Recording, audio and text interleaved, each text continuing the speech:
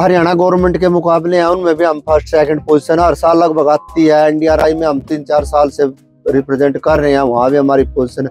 यहाँ भी हम 5 साल से, जैसे 5वां है, सिर्फ हमने एक ही छोड़ा है, नहीं तो हर बार हमारी पोजीशन आती है। पिछले बार भी हमारी फर्स्ट भी थी, एक थर्ड थी, 2 कैटेगरी थी।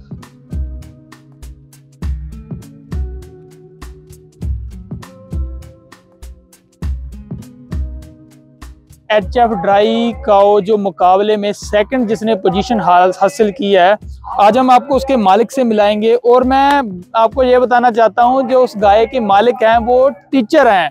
टीचर के दिल में शौक पैदा हुआ पशुओं को लेकर, उन्होंने अच्छी नस्ल तैयार की और मुकाबले में सेकंड जो है पोजीशन हासिल की। सबसे पहले मैं आपको मिलाता हूँ। सर नमस्कार। नमस्कार सर, बहुत बहुत स्वागत है आपका। धन्यवाद। सबसे पहले आपको बहुत बहुत मुबारक। Thank you. सर, जैसे मैंने अभी पहले बताया अपने दर्शकों को कि आप टीचर हैं, टीचर होने के बावजूद डेयरी में शौक कैसे जागा? बस बचपन से जो हमारा खानदानी पेशा तो पशुपालन और खेती का ही है। जमींदार परिवार से बिलोंग करता हूँ जी, तो बचपन से इन्हीं से साथ जुड़े हैं। चलो वो तो जैसे जैसे बड़े होते रहे वो एक ऑप्शन हो गया, वो भी जॉब का भी, चलो अच्छा है, ठीक है। लेकिन मेन मतलब आप गवर्नमेंट टीचर होने के बावजूद भी आप डेयरी में दिलचस्पी रखते हैं, क्योंकि दर्शकों ज्यादातर देखा गया है कि जो सरकारी जॉब में चले जाते हैं या जो नौकरी करने लग जाते हैं वो पशुओं का काम छोड़ देते हैं। अभी तो पशु की गिनती कम हो रही है, लेकिन फिर भी आपने जो है बहुत ही अच्छी अपनी नस्ल संभाल के रखी है। तो हम बात कर लें कि सर कितने पशु हैं आपके पास? मेरे पास 40 पशु हैं। 40 पशु हैं? हाँ, ज्यादातर एचएफ है, कुछ 4-5 जर्सी भी है, एक मुर्रा, 1-2 मुर्रा, वो भी अच्छी ही है। टॉप ब्लड लाइन है। जो आपकी गाय ने सेकंड पोजीशन हासिल की है, वो किसका बच्चा है? कितनी एज थी उसकी? वो ब्रेंसन की है, WWS की। और जो उसकी मदर है वो योबनी की है, वो भी 60 लीटर वाली है उसकी जो मदर है जी। वो CRI के सीमन की है, जैसे PDF पे लेता था जो पहले, अब तो वो सीमैक्स लेने लग गए, उसकी है। सो इसकी माँ का जो रिकॉर्ड था वो भी 60 लीटर है। ये अभी फर्स्ट थी, अब सेकंड भी आएगी। अभी इसने 46-47 लीटर दूध निकाला है अभी।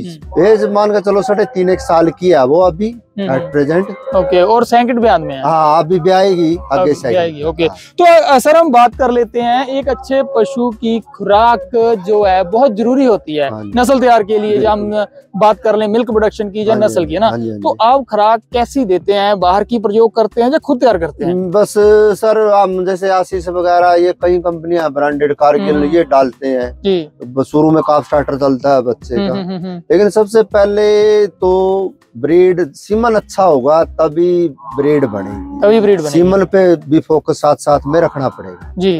तो मतलब ये इन्होंने बताया कि अगर सीमन अच्छा होगा तो अच्छी ब्रीड तैयार होगी। खुराक तो जरूरी है, लेकिन सीमन भी बहुत जरूरी है। सीमन बहुत जरूरी है। जब जड़ें अच्छी होंगी तभी पौधा अच्छा बनेगा। खुराक डालने से अगर ऐसे बात नहीं बनेगी। इसके अलावा आप किन किन मुकाबलों में अपने पशुओं को उतार चुके हैं? हरियाणा गवर्नमेंट के मुकाबले हैं उनमें भी हम फर्स्ट सेकंड पोजीशन हर साल लगभग आती है। एनडीआरआई में हम 3-4 साल से रिप्रेजेंट कर रहे हैं, वहाँ भी हमारी पोजीशन है।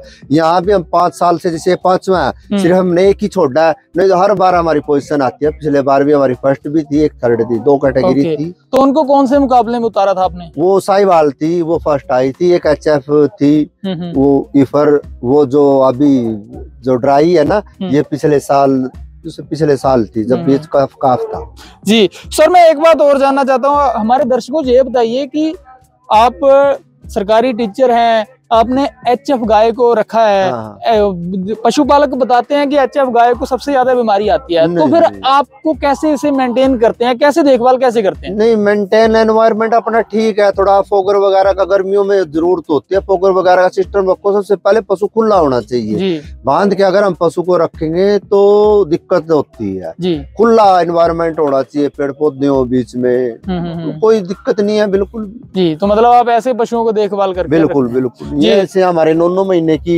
है बच्चियां, टॉप की हैं, बहुत अच्छे सीमन की हैं दोनों। तो मतलब अच्छी ब्लड लाइन है आपके पास, क्योंकि आपके जो पशु है देखने में पता लग जाता है कि पशु की अच्छी नस्ल है या कैसा पशु है। पीछे से आप ऑर्डर देखोगे, लेग स्कोर देखो, बिल्कुल जैसे सरिया होता है ना, ऐसे खड़े हैं पैर बिल्कुल सीधे। ये ब्रीड की पहचान है। जी। सो सर एक बार फिर से आपको बहुत बहुत बधाई हो। सो किसान भाइयों, ये थे एक टीचर जिन्होंने अपनी मेहनत से पशुपालन में अपना नाम बनाया। कैसे इन्होंने एक ड्राई काओ तैयार की और उससे पहले भी मुकाबले में अपने पशु उतारते हैं। सो ये होता है शौक जो पशुपालन में पशुपालक को होने से वो बड़ा काम जो है कर जाता है। सो ऐसी ही वीडियो के लिए जुड़े रहें अपनी खेती के साथ। बहुत बहुत धन्यवाद।